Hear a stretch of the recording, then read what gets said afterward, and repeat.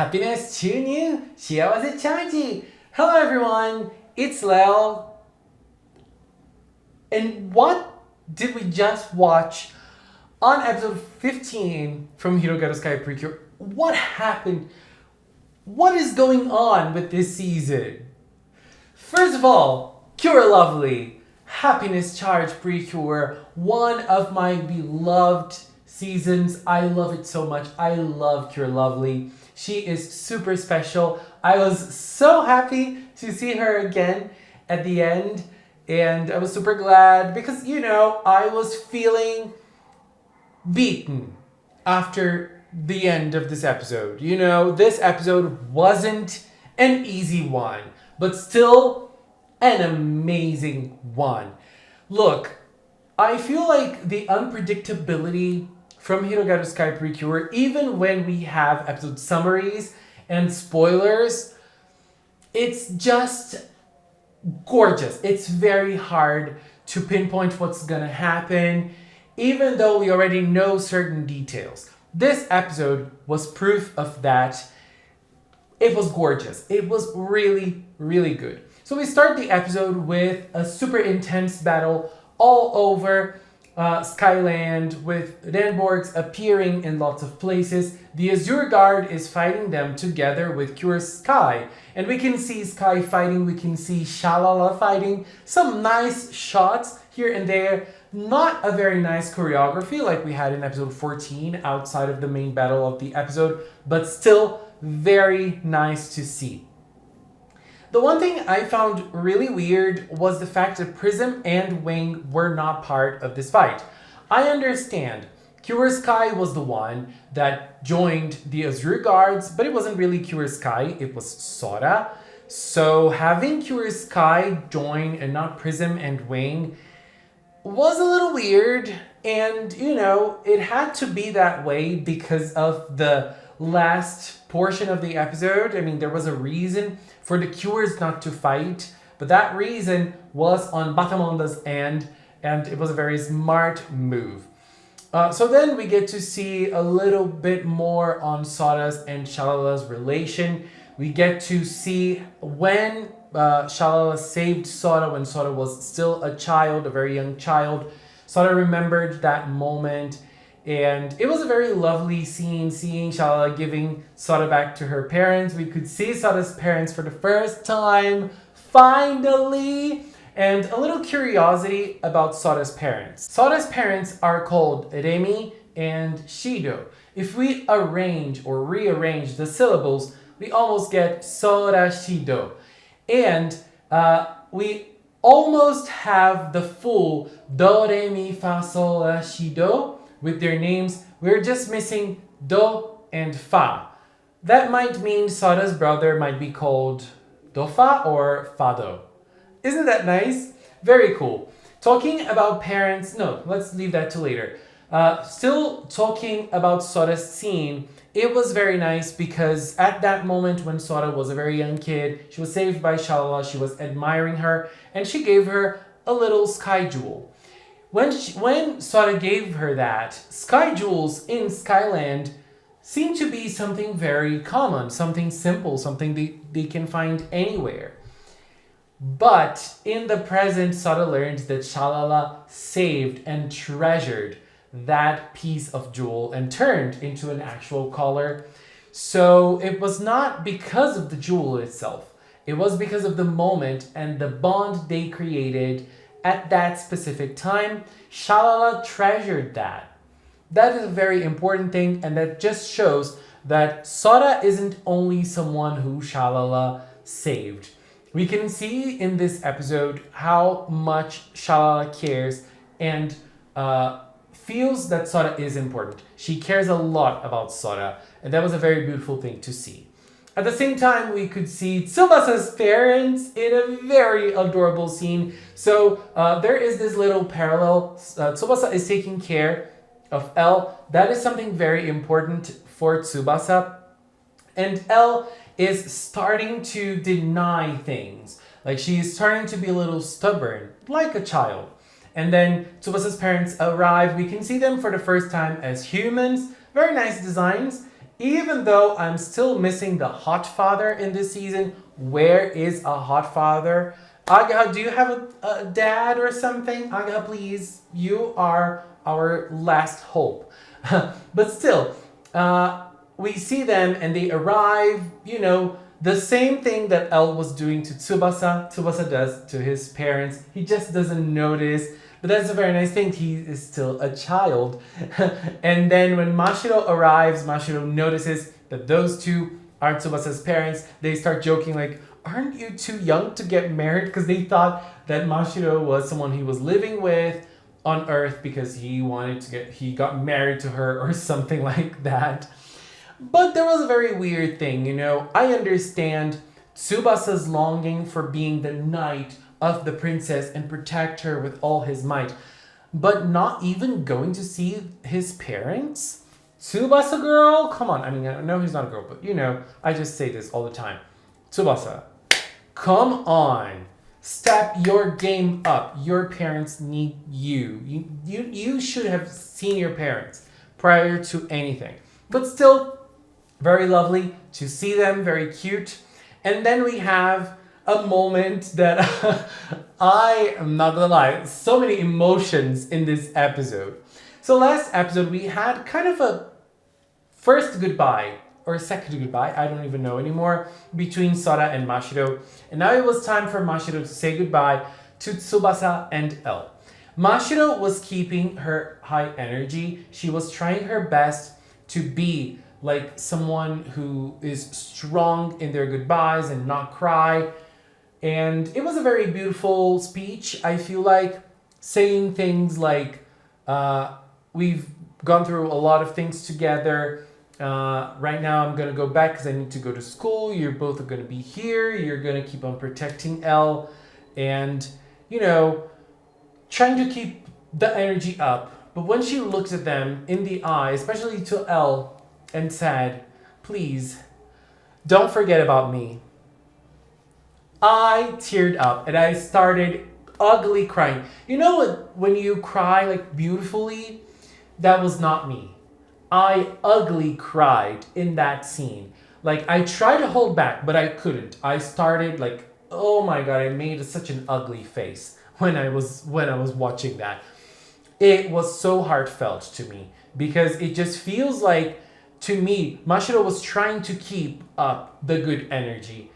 But she was also feeling the goodbye. She was also sad because she had to leave.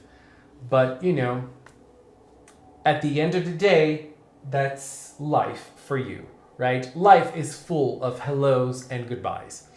But Batamonda had other plans, and he got all of the energy of the Landborgs that were defeated and created a super big one that was going to explode and destroy Sorashido City, envelop Sorashido in under energy. So Batamonda had a very smart plan, and it was very weird that no one noticed that the energy was building up in the city. Like, I can understand that they don't know much about the Landborgs. I can understand the Azure group not understanding much about them. But again, I come back to what I said at the start of the video. Why weren't Prism and Wing with them in the fight? Like, this doesn't make any sense to me. They are fighters as well. Come on, look what happened because they were not in the group fighting. But I understand that the episode needed something for the plot to move forward, and, that's what happened. Batamonda was perfect. Perfect in this episode. What great villains we're having in Hirogaru Sky. Kabaton was funny, but was also cutthroat, created lots of plans. Batamonda is proving to be super, super great of a villain. He was simply everything. And he was cruel, he was mean. Oh my god, and he even left a letter to them. You don't want me to explode the city? Give me the princess, everything is fine. Like, girl, he was bribing. He was trying to play with his weapons, and I feel like he achieved a good role.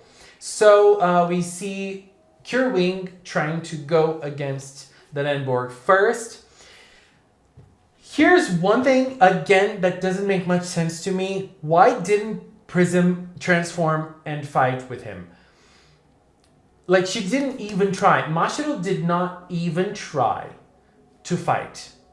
But again, I kind of understand because we needed Sky and Prism fighting by themselves. And so that's what happened later because we didn't see Wing fight. But he got defeated super fast. So Wing was taken out of the equation by the story very quickly. We couldn't see what really happened. Mashiro was there to support him, and then Sora arrived. One thing that I found really nice was Captain Shalala acknowledging the cures and asking Sora, if you transform into PreCures, can you purify the under energy with your attack? What was the name of it again? And Sora said, Updraft Shining. I like the mention of the duo attack of the season outside of a fighting scene, outside of the chant of the usual attack. You know, they were talking about the attack. That's something that is rarely done in PreCure. Like, I don't even remember what was the last time that something like this happened. I just love this so much. It was so good. And the way Shalala, the captain of the Azure Guard, trusted Sky and Prism to do what they had to do. And that's what they did. And the soundtrack, girl, the soundtrack on that moment was just perfection. What a soundtrack we're having this season. It is just wild. I just cannot. And then we see the girls transforming and going straight to Updraft Shining.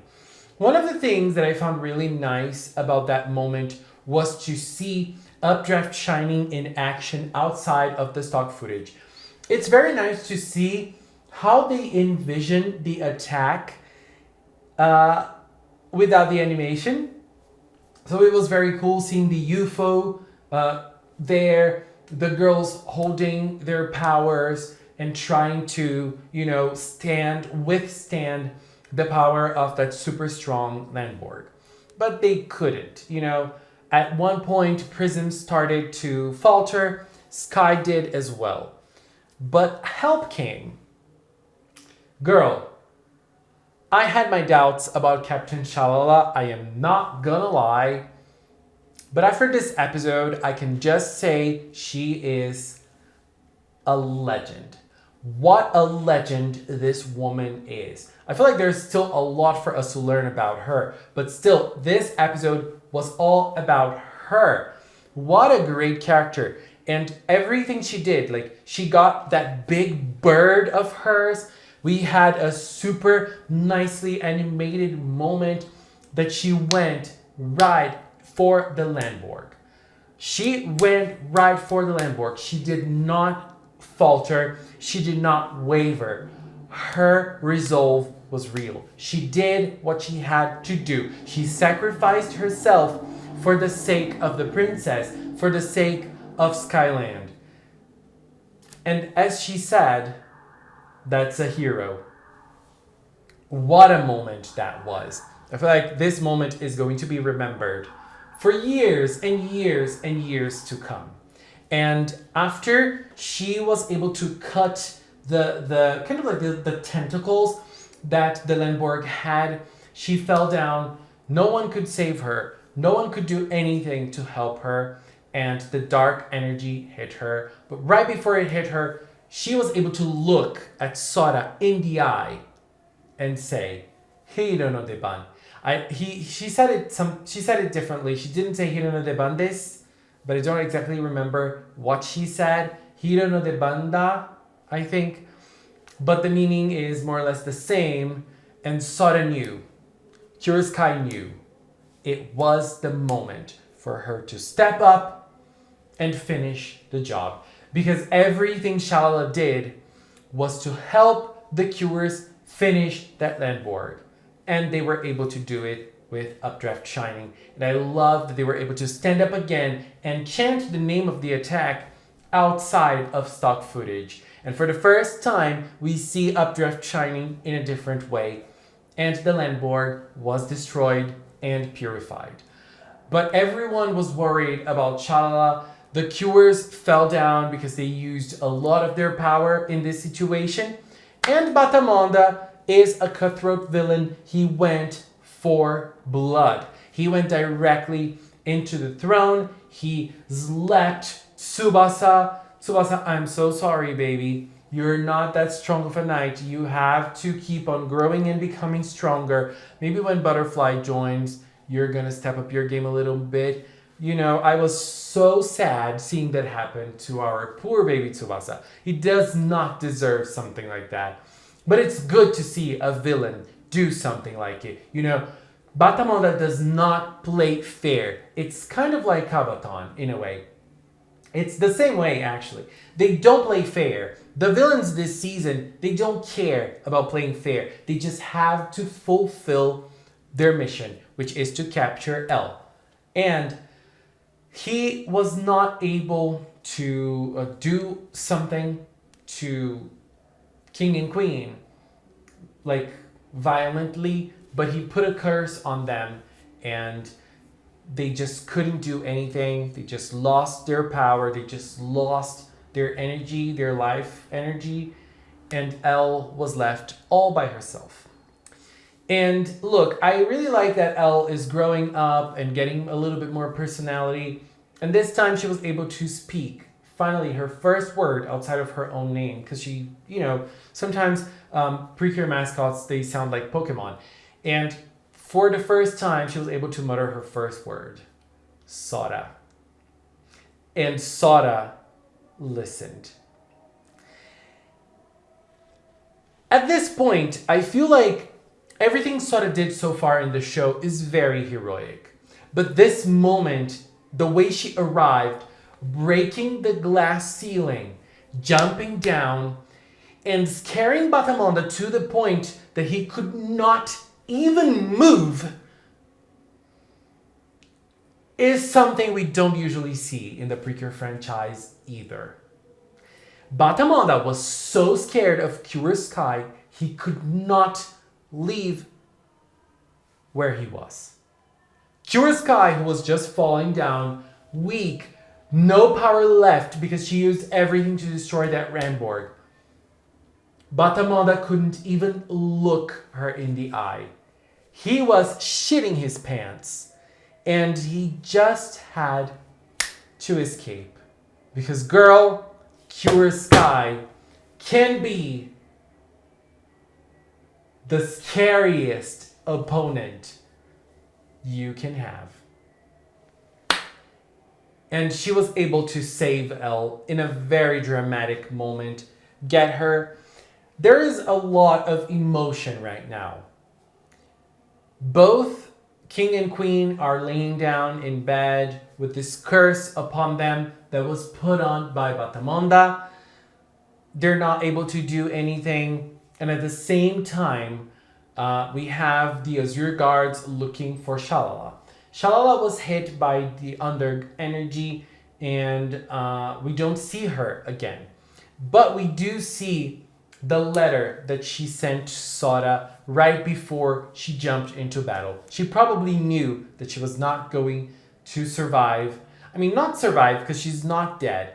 Because she tells Sora they will see each other again. They will meet each other again. So she knows she's not dead. But she knew that the outcome of this battle wouldn't be a regular one. She knew there were going to be higher stakes in this battle. And that's what happened. They couldn't find her. Lots of theories can be made, but right now I'm just going to enjoy the episode. I'm not going to theorize for now. Later on, I'm going to start theorizing more about what I think can happen at this moment. But there is one thing that I feel like it's really important for us to highlight. They're going to come back to Soroshido. They're going to ask for Yo-Yo's help to awaken the king and the queen again. But there is one thing. Sora was not able to process the sadness that she would regularly feel after what happened to Shalala. She was a little sad when they were all looking for her. Betty went there, talked to Sora a little bit. Sora was sad at that moment. But that was it. That was a very tiny fraction of what Sora might feel. So I feel like her grief will only dawn on her a little later, some episodes prior, some episodes in the future. So at this moment, she still hasn't fully realized what happened to Shalala. Shalala's been gone. She's been missing. She's gone missing. And it feels like Sora hasn't processed this yet. But when she does, I feel like it's going to be huge on her. It's going to be a strong thing for her to deal with. It's not going to be easy. But the group is strong. The group is powerful. And the friendship is strong as well. So they're going to be together. They're going to keep on being together. I feel very sorry for Elle because of everything that's been going on to her. It must feel very traumatic. But next week, we're going to see Agaha taking care of her. I am so excited to see Agaha again. So happy that she is back in the show after a few episodes without her. She should have gone to Skyland, but I understand. Anyways, huge moment. My hero corner of this episode is the moment that Shalala knew that she was able to help the girls. But at the same time, she knew that she was not going to finish the battle in a heroic way. Falling down, she was able to look at Sora and say, it's hero time. And Sky and Prism were able to use their powers one last time and purify the Landborg and protect Skyland. So my hero corner is definitely Captain Shalala's sacrifice. What a moment. What a character. What a surprise. I'm kind of like Curious Kai in this sense. I'm still processing what just happened. Very, very powerful. Anyways, this was my opinion on episode 15 from Hirogaru Sky PreCure. What's yours? Please leave in the comments. Maybe there's a lot to talk about. Anyways, taking this little time to thank the members of the Magical Cinnamon channel. If you are a member, thank you very much for your support, for standing by Magical Cinnamon as well. And if you've watched up to now, thank you so much as well. Thank you so much for watching, and until next time, bye bye!